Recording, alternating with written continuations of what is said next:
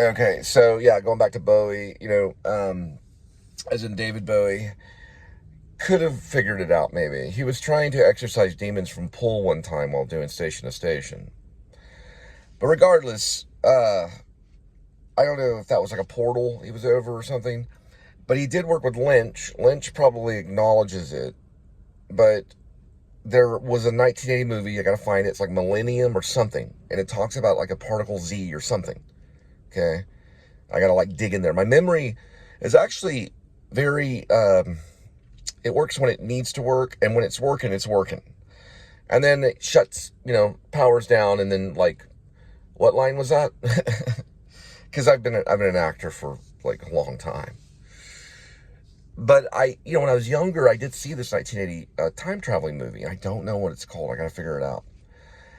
But Back to the Future and stuff like that, they kind of, the flux capacitor, and they just kind of like, it's like a triangle. I think the triangle has something to do with it, but it's like a three. They kind of get into theory. Now, Shane Carruth and Primer, they got into the mechanics, like not the physical or the physicist or the physical, what do you call it? The physics. A little bit of the physics, and then you saw these mechanics at work.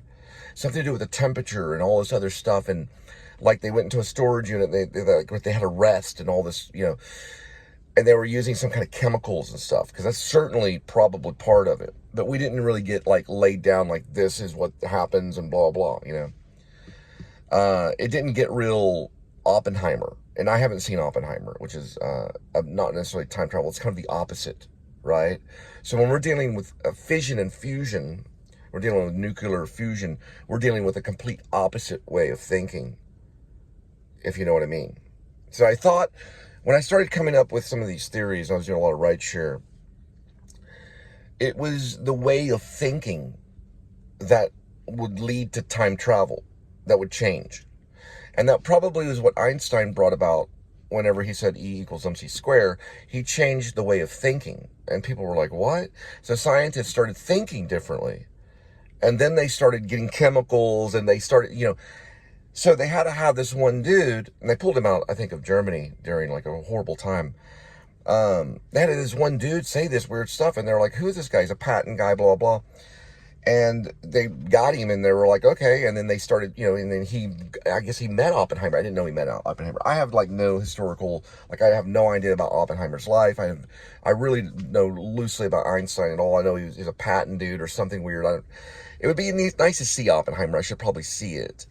But what I really like, what I think is interesting, is how David Lynch brought it about in Twin Peaks, talking about the nuclear bomb. Twin Peaks Return, the one that Jim Jarmusch likes. I like his approach to, because I think all of this, okay, and I'm a big believer in this, even though it's time travel or hell's to portal, or portals to hell, or, Dante's Alighieri or Divine Comedy,